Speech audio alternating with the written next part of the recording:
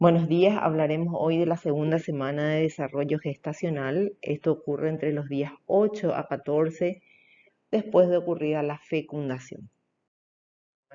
Estudiaremos cómo ocurre en la implantación y su finalización, la formación de la cavidad amniótica, el disco embrionario y la vesícula umbilical.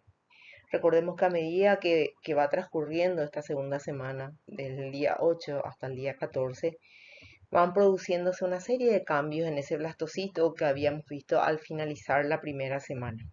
Y esos cambios morfológicos finalmente van a generar la formación de estructuras como las capas que va a dar origen al nombre que recibe esta semana, que es el de disco embrionario bilaminar, y también a estructuras extraembrionarias que vamos a ver cómo se forman, que son la cavidad amniótica, el amnios, la vesícula umbilical a la que le llamamos también saco vitelino, el tallo de conexión que va a dar origen al pedículo de fijación y futuro cordón umbilical y al saco coriónico. La primera semana habíamos visto que ese blastocito se va diferenciando en dos zonas. Una masa celular externa, que en nuestro esquemita en el dibujo, si ustedes ven, están como un conjunto de células aplanadas y que en la parte superior va ingresando en eso que sería el endometrio. Y la masa celular interna, que va a formar el embrión propiamente dicho. Esa entrada, esa introducción de esto que es el blastocito al endometrio, que está representado en nuestra figura en la porción superior, se conoce como implantación. Entonces, ¿qué es la implantación o nidación? Es la fijación y el adentramiento, digamos, de este blastocito a a una capa del útero que se llama endometrio. Esta implantación se completa en la segunda semana y ocurre entre los días 6 a 10 aproximadamente. Conforme este blastocisto se va implantando, la masa celular externa, que la conocíamos como trofoblasto, aumenta el contacto con el endometrio, que como dije estaría representado en nuestro dibujo en el extremo superior. Ese endometrio está formado por tejido conjuntivo, vasos sanguíneos, que está representado con la letra B. Está tapizado por un epitelio cilíndrico, que estudiaremos más adelante, que es el tejido epitelial, y ahí hay unas glándulas que están representadas con la letra G. Entonces, lo que ocurre en esta segunda semana es que ese blastocito se va anidando, va adentrándose, digamos, en esa capa endometrial. Y a medida que aumenta el contacto del trofoblasto con el endometrio, quiero que observen la imagen como esas células que eran medio aplanadas, que formaban el límite externo de lo que es el blastocito, van diferenciándose a dos tipos o dos grupos celulares diferentes. Uno es una capa interna. ¿Cómo yo sé cuál es interno, cuál es externo? El centro del blastocito, eso es interno. Y hacia afuera del blastocito es externo. Entonces, lo más cercano al centro del blastocito va a ser interno. Y acá nos dice que aparece una capa interna que se llama citotrofoblasto. El citotrofoblasto está representado en nuestro esquema con las letras CT, citotrofoblasto. Y vemos que son células cuboides bien delimitadas que van proliferando y donde podemos observar en la microscopía óptica gran cantidad de mitosis. Por otro lado, se diferencia en otra capa, una que está por fuera del centro del blastocito está, y es la que toma contacto con el endometrio, que se llama capa externa o sincitio trofoblasto. En nuestro esquema o dibujo está representado con las letras ST. Si se fijan en el esquemita, van a ver que se parece a una masa de núcleos metida en una estructura y realmente de ahí recibe el nombre de sincitio. Nos vemos bien los límites celulares, parece que todas las células están juntas, forman una estructura sincitial. Va aumentando el número o la cantidad de organelas, de núcleos de citoplasma, pero realmente no vemos mitosis como tal. Entonces, a pesar de que hay un aumento de ese sincitio de trofoblasto, nosotros consideramos que el sincitio de trofoblasto aumenta en tamaño, pero no hay mitosis verdadera. Entonces, recapitulando, en la implantación, a medida que ocurre la implantación, el trofoblasto se va diferenciando, se va anidando y va tomando contacto con el endometrio. Y a medida que toma contacto con el endometrio, se va diferenciando en dos capas, citotrofoblasto y sincitio trofoblasto. Fíjense que en el extremo superior dice día 5, 6, 6, 7, que corresponden a la primera semana de gestación, donde vemos el blastocito todavía redondeado y con la capa celular interna y externa. Y a partir del día 7 en el esquemita vemos cómo toma contacto con el endometrio, horada ese endometrio y va introduciéndose en esa capa endometrial. Esto ocurre gracias a que el sincitio trofoblasto del que habíamos hablado antes erosiona e infiltra ese tejido conjuntivo endometrial. Por otro lado, las células del endometrio, las células del tejido conjuntivo endometrial, sufren apoptosis facilitando este proceso y sufren cambios en su morfología y en su estructura que se llaman cambios residuales que vamos a ver enseguida. Todo esto, para que ocurra esta implantación, debe haber un mecanismo molecular sincronizado entre lo que es el blastocito infiltrante con el sincitio trofoblasto y el endometrio que recibe o el endometrio receptor de este blastocito. Entonces, debe haber un equilibrio entre cómo funcionan las microvellosidades endometriales, las integrinas, las citocinas, las prostaglandinas. Debe haber una hormona que se llama gonadotrofina coriónica humana que se sintetiza más adelante. Debe haber niveles adecuados de progesterona, factores de crecimiento y enzimas. En resumen, es un conjunto de fenómenos bastante complejos que deben estar sincronizados entre sí.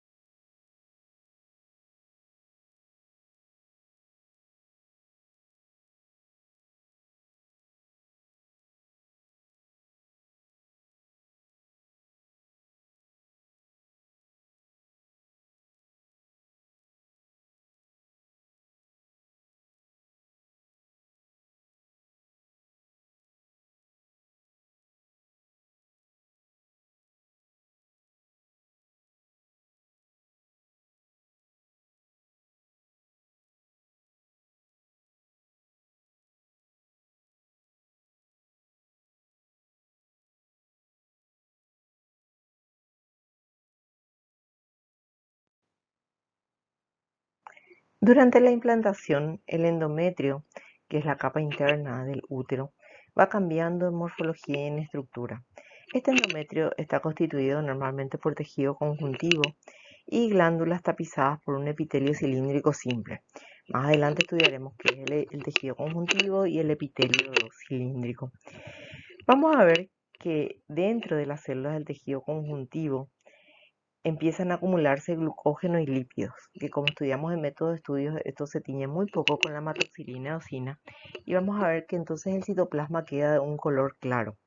En nuestra imagen, estas células endometriales con cambios residuales están señaladas con la flecha roja. Fíjense cómo las células son poliédricas, observamos bien el núcleo redondeado, basófilo, pero el citoplasma se va volviendo claro. En esa imagen también observamos señalado con la flecha amarilla las glándulas tubulares endometriales. Estas glándulas tubulares están tapizadas por un epitelio que secreta mucina, que se encarga de la nutrición del blastocito en el periodo inicial.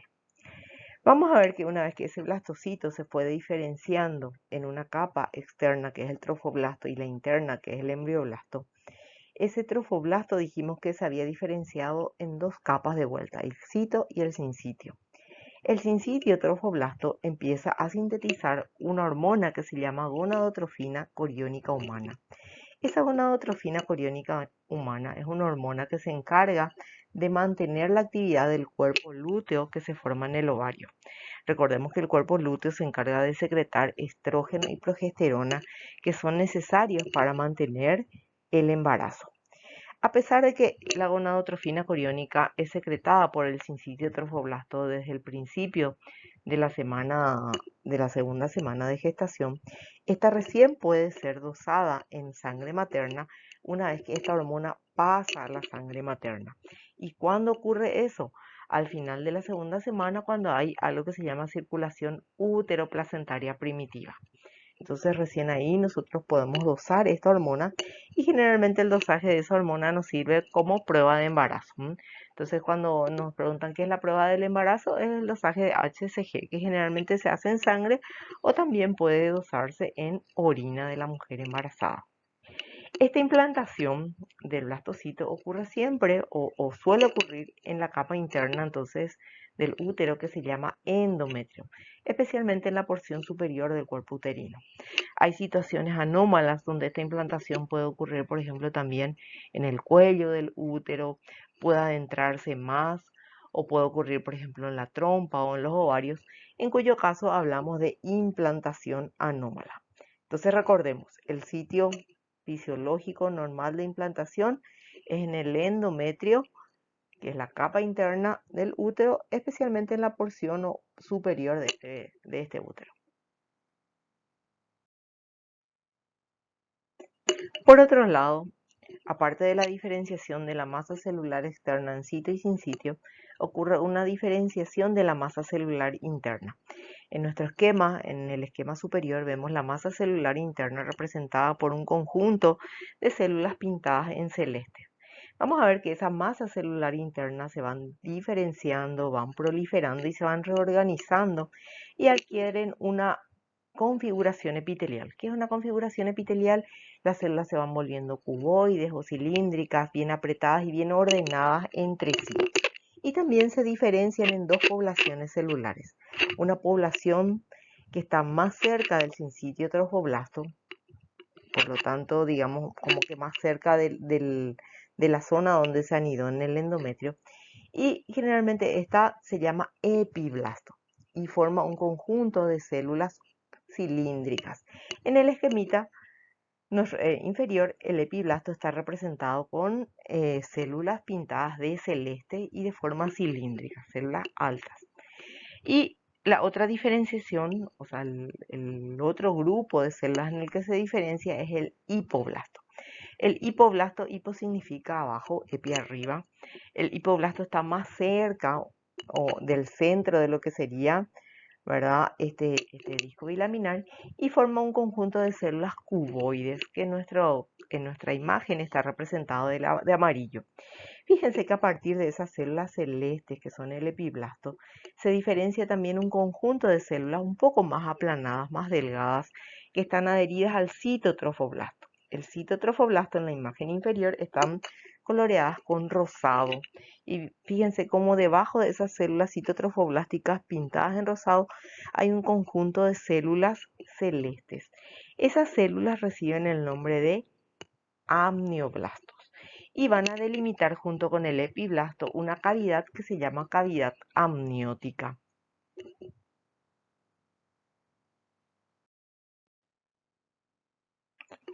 En este esquema, en esta diapositiva, seguimos viendo la formación del disco bilaminar. Fíjense que en la imagen que dice B, el epiblasto, entonces son esas células cilíndricas pintadas de celeste, debajo está el hipoblasto. Esa cavidad que está arriba entonces corresponde a la cavidad amniótica, que como dijimos está delimitada por un lado por el epiblasto y por otro lado en el extremo superior cercano al citotrofoblasto por el amnios o amnioblasto. ¿Qué hace el amnios o amnioblasto? Secreta un líquido que se llama líquido amniótico. Y por otro lado, el hipoblasto, que está pintado en amarillo, donde las células son más bajitas, son cuboides. Fíjense cómo que se extienden y tapizan el resto de lo que era la cavidad del blastocito, ¿sí? Y forman como una membrana que recibe el nombre de membrana exocelómica que está señalada en la imagen. Esa membrana exocelómica entonces es como una extensión o ocurre por la proliferación de lo que sería el hipoblasto. Y delimitan junto con el hipoblasto una cavidad que se llama cavidad exocelómica. En la imagen inferior podemos ver entonces el epiblasto en celeste, el hipoblasto en amarillo y las dos cavidades, la cavidad amniótica y la cavidad exocelómica. Yo quiero que se fijen en una diferencia entre la imagen B y la imagen C, o sea, la superior y la inferior. Fíjense cómo por fuera de esa membrana exocelómica en la imagen de arriba está directamente el sitio y el sinsitio. No hay otra cosa. En cambio, en la imagen de abajo nos muestra algo, un tejido pintado en rosadito, en rosado claro. Entonces vamos a ver cómo a partir de esta membrana exocelómica empieza la proliferación de un conjunto de células que va a formar una tercera estructura, digamos, que se llama mesodermo extraembrionario. Entonces, eso que vemos por fuera de la membrana de Heuser, pero por dentro del citotrofoblasto, se llama mesodermo extraembrionario. Por favor, traten de ubicar el mesodermo extraembrionario que está señalado en la imagen de abajo.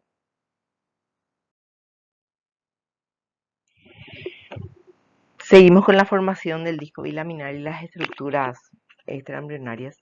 Vamos a ver cómo en esta imagen tenemos el epiblasto, hipoblasto, cavidad amniótica. Y miren cómo acá cuando hay mesodermo extraembrionario, que es eso que está pintado en rosado, ya no le llamamos nosotros, ya no le llamamos como le llamábamos antes, que es que es la cavidad exocelómica, sino que recibe el nombre de vesícula umbilical primaria. El nombre de vesícula umbilical primaria realmente es sinónimo de saco vitelino primitivo o primario. Antes utilizábamos el nombre de saco vitelino, pero actualmente sabemos que no tiene vitelo, o sea, no tiene la misma, digamos, el mismo contenido que tiene, por ejemplo, en las aves o en otros que tienen saco vitelino. Por ello preferimos usar el término vesícula umbilical primaria. Entonces vamos a ver cómo esa cavidad exocelómica pasa a llamarse a partir de ahora saco vitelino primario.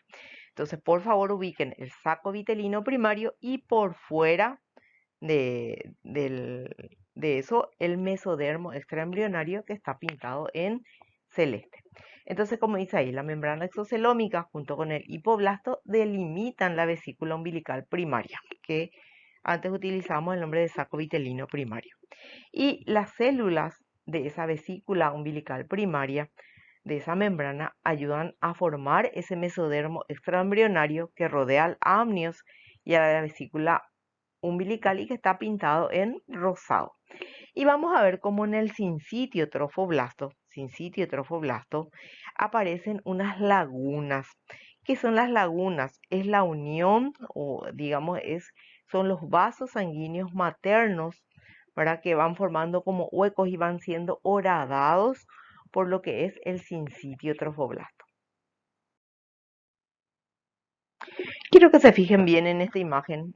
Tiene otros colores, pero fíjense un poco, el citotrofoblasto está en un verde claro, el sincitio está en un verde un poco más oscuro, las lagunas trofoblásticas tienen un color rojizo, ¿verdad? Porque es una mezcla de lo que es la horadación de los vasos sanguíneos maternos y el tejido conjuntivo endometrial. El epiblasto está en celeste, el hipoblasto está en amarillo. Por encima del epiblasto tenemos la cavidad amniótica. Por debajo del epiblasto tenemos la vesícula umbilical primaria. ¿Se acuerdan que el límite de esa vesícula umbilical primaria era la membrana exocelómica? Y vamos a ver que en este caso el mesodermo extraembrionario no es tan rosado, sino que tiene un color naranja. Y fíjense cómo dentro de ese mesodermo extraembrionario empiezan a aparecer vesículas, como que van formándose pequeños lagos cargados de líquido que después van a confluir y van a formar una tercera cavidad, ¿sí? Entonces dice, la membrana exocelómica junto con el hipoblasto delimitan esa vesícula umbilical primaria o saco vitelino que habíamos estudiado. Las células de la vesícula umbilical primaria forman el mesodermo extraembrionario que rodean al amnios y a la vesícula umbilical y aparecen lagunas en el sincitio trofoblasto. Volvemos un poquito atrás con nuestro esquema. Fíjense que en este esquemita todavía no estaban esas vesículas dentro del mesodermo extraembrionario, pero esta imagen es para mostrarle qué ocurre con las lagunas. Las lagunas, ¿se acuerdan que era la zona donde el sincitio trofoblasto había horadado el endometrio, había tomado contacto por un lado con los vasos sanguíneos maternos que están representados con la letra B corta y con las glándulas endometriales que están representados con la G? ¿Sí? Entonces, esos espacios, a esos le llamamos nosotros entonces lagunas. ¿De qué están rellenas las lagunas? Están rellenas de líquido, por un lado sanguíneo que proviene de los capilares maternos y por otro lado de la secreción de las glándulas endometriales. Y a eso le llamamos embriotrofo. Entonces, ¿qué es el embriotrofo? Es el contenido de esas lagunas que va a ayudar a nutrir al embrión. La formación de estas lagunas ocurre aproximadamente en el día 10 de la formación del embrión y con ello se inicia la circulación útero-placentaria primitiva o primordial. Entonces, ¿qué es la formación o la circulación útero-placentaria primitiva o primordial? Cuando empieza la circulación materna dentro de esto que serían las lagunas que están en el sincitio trofoblasto. Y ocurre, como van a leer en el libro, aproximadamente entre el día 10 a 12 de esta segunda semana de gestación. Seguimos con la formación, ¿verdad?, de nuestro disco bilaminar. Acá vemos ya las lagunas, o sea, perdón, las vesículas dentro de lo que sería el mesodermo extraembrionario. Vemos las lagunas que están conformadas por la horadación del sincitio a los vasos sanguíneos maternos y a las glándulas. Y yo quiero que busquen en el extremo inferior de la imagen algo con una letra F. F. Vamos a ver que a medida que este huevo fecundado, este disco bilaminar, va ingresando al endometrio, va, digamos, haciendo que todo lo que era el trofoblasto se diferencie a cito y sincitio. Y en el sitio, digamos, por donde se introdujo al endometrio, se va a formar algo que se llama tapón de cierre. Ese tapón de cierre al principio es como un coágulo sanguíneo, está formado por fibrina, glóbulos rojos. Es como, imagínense ustedes como una pequeña herida que va tratando de cerrarse es a sí mismo y ese tapón va a completarse o va a cerrar, va a cerrarse totalmente con el epitelio endometrial aproximadamente en el día 12 de esta segunda semana de gestación. También en ese día 12 aparecen entonces esas redes lacunares de las que habíamos hablado, especialmente en el polo que está más cerca del embrión. ¿Cuál es el embrión? El embrión en este momento está formado por epi e hipoblasto. Entonces, más cerca de donde está el epi y el hipoblasto, a ese le llamamos polo embrionario. Y es ahí donde se desarrollan en mayor cantidad o proliferan más estas lagunas o redes lacunares. La formación de vasos en el estroma endometrial, fíjense que también aumenta y aumenta gracias a unas hormonas que son el estrógeno y la progesterona, que como dijimos era sintetizado por el cuerpo lúteo en el ovario. Y también es importante la expresión de la conexina 43 para la angiogénesis de estos vasos endometriales. Quiero que se fijen en esta imagen, realmente es bastante parecida a la anterior. Y lo que quiero que se fijen es cómo esas lagunas de las que hablamos están en el sincitio trofoblasto. no toman contacto directamente con lo que sería el embrión propiamente dicho, con el epiblasto, hipoblasto, no, quedan en el sincitio. Entonces, como dice nuestro texto, el trofoblasto crece rápidamente y en realidad es el trofoblasto el encargado de transferir los nutrientes al embrión. Entonces los transfiere por difusión en este momento. Y vamos a ver que dentro del mesodermo extraembrionario que va aumentando de tamaño, dijimos que aparecen esas vesículas o espacios celómicos extraembrionarios, le llama el libro, que se van a fusionar y van a formar el celoma extraembrionario. En esta imagen, fíjense la cantidad de lagunas, cómo las lagunas proliferaron, son abundantes, como nos decía nuestra imagen anterior. Las lagunas son más prominentes hacia el polo embrionario, es decir, hacia donde están el hipo y el epiblasto, ¿verdad? Por un lado. Por otro lado, fíjense cómo esas vesículas que estaban en el mesodermo extraembrionario ya se fusionaron y formaron una tercera cavidad. A esa tercera cavidad, que es más grande que las otras dos, fíjense, se le llama celoma extraembrionario. Celoma extraembrionario. Podemos llamarle celoma extraembrionario o cavidad coriónica. Recuerden que son sinónimos. Y yo les sugiero que traten de seguir el orden y la cronología en la formación de estas cavidades, porque en realidad en embrio es así, es la sucesión de estructuras, una se transforma en otra, esa en otra, y muchas veces tienen no solamente un nombre, sino dos. Entonces háganse un esquemita o traten de hacer una imagen y vayan poniéndole nombres. Entonces, repito, donde estaba el mesodermo extraembrionario, donde se formaban las vesículas, fíjense, ahí eso se fusionó y formó una tercera cavidad que se llama celoma extraembrionario o cavidad coriónica, que en este momento es la cavidad más grande que tenemos en esta estructura embrionaria. Por otro lado, seguimos teniendo las dos cavidades. Ahí aledaña al epiblasto que está en celeste y el amnioblasto que está en verde. Eso delimita una cavidad pequeña que se llama cavidad amniótica. Y el hipoblasto que está en amarillo, junto con la membrana, que también se llama membrana de Heuser, esa membrana delimitan un segundo espacio que es la segunda cavidad más grande, ¿verdad? Que se llama eh, que es la que vimos hace rato, que es el, el saco vitelino, que antiguamente le llamábamos saco vitelino.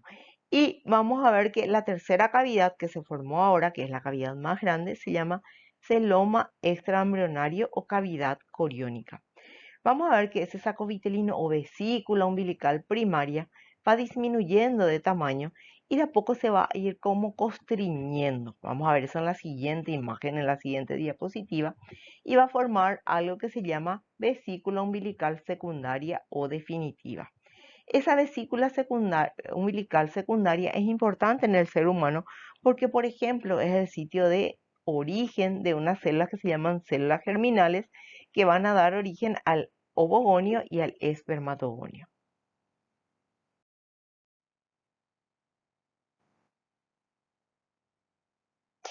En esta imagen que dice A y B es exclusivamente para mirar qué pasó. Por favor, tratan de reconocer endometrio en azul, tapizado por un epitelio cilíndrico que está abajo. Dentro ya se fue introduciendo lo que sería este huevo fecundado en su segunda semana de gestación. En celeste el epiblasto, en amarillo el hipoblasto. Hay tres cavidades. Una cavidad pequeña, que es la cavidad amniótica. La cavidad más grande, que es la cavidad coriónica o celoma extraembrionario.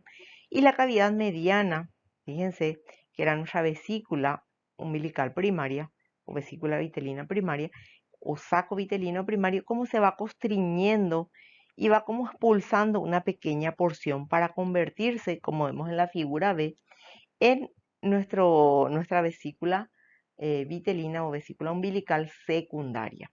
Y ese remanente que queda se llama remanente del saco vitelino. Fíjense cómo la cavidad coriónica es la cavidad más grande y cubre las dos cavidades más pequeñas, la cavidad amniótica y la vesícula umbilical o vesícula vitelina.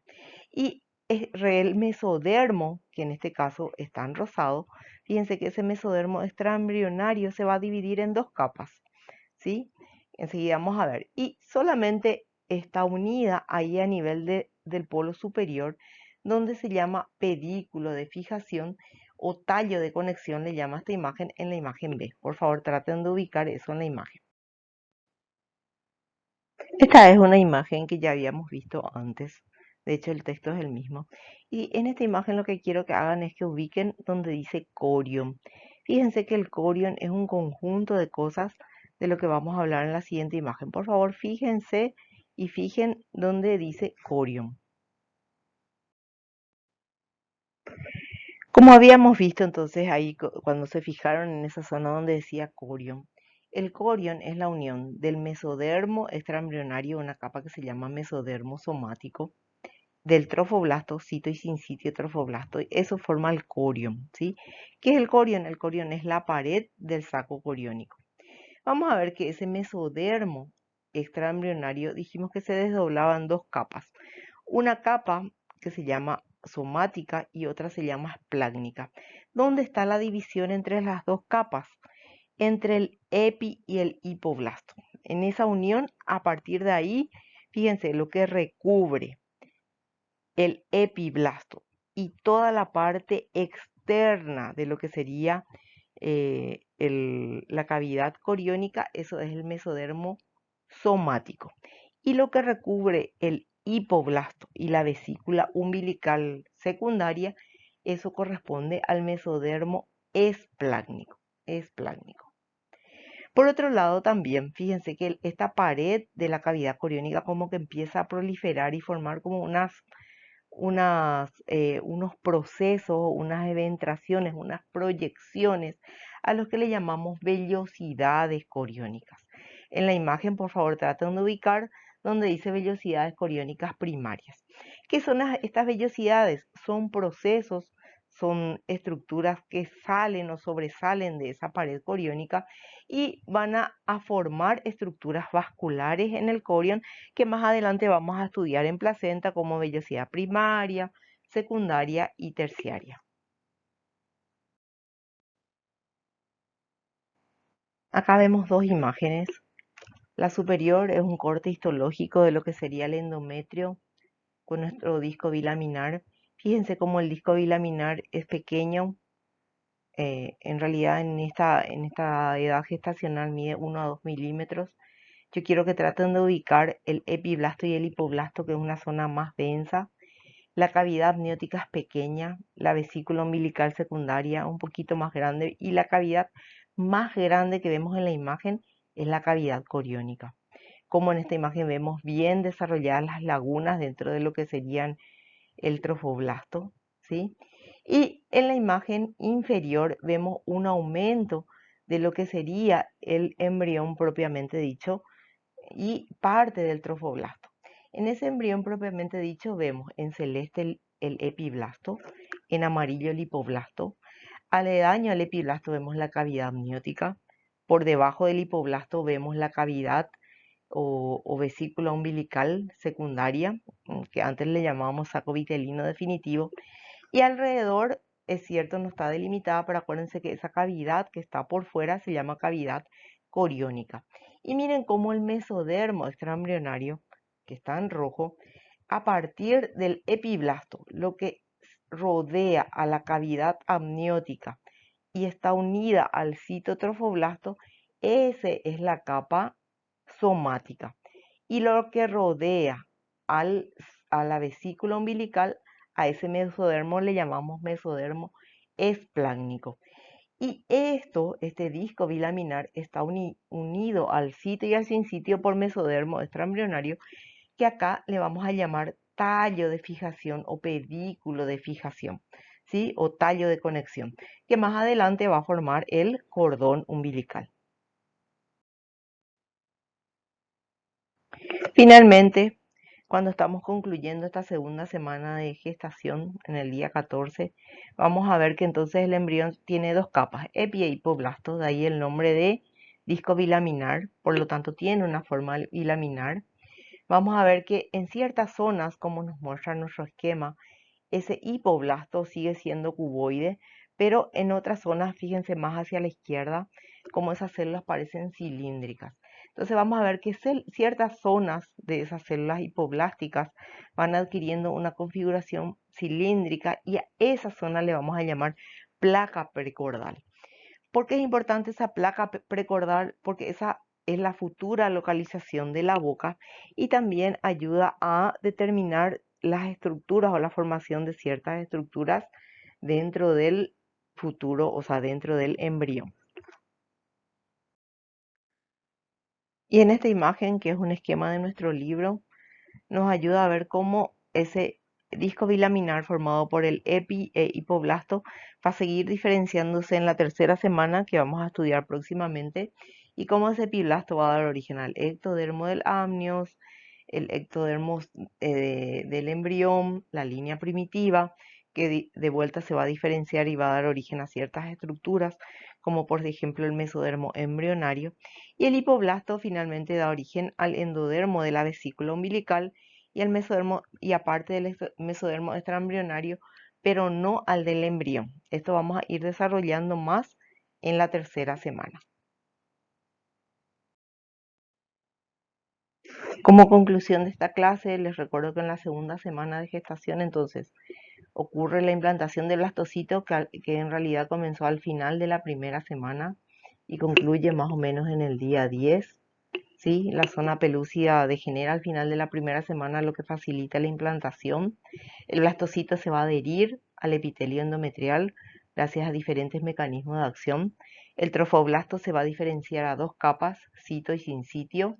El sincitio va a producir la hormona que se llama gonadotrofina coriónica humana y va a erosionar el tejido endometrial. A partir del día 10 a 12 se van a formar las lagunas, que es la circulación útero-placentaria definitiva. Y el polo embrionario embrioblasto se va a diferenciar también en dos capas, en epi e hipoblasto, y cada uno dará origen a diferentes estructuras que seguiremos estudiando en la tercera semana de gestación. Recuerden que esto está en el capítulo 3 del libro de Moore. Cualquier cosa o cualquier consulta, yo soy la doctora Cintia Paredes y pueden ubicarme a través del Classroom.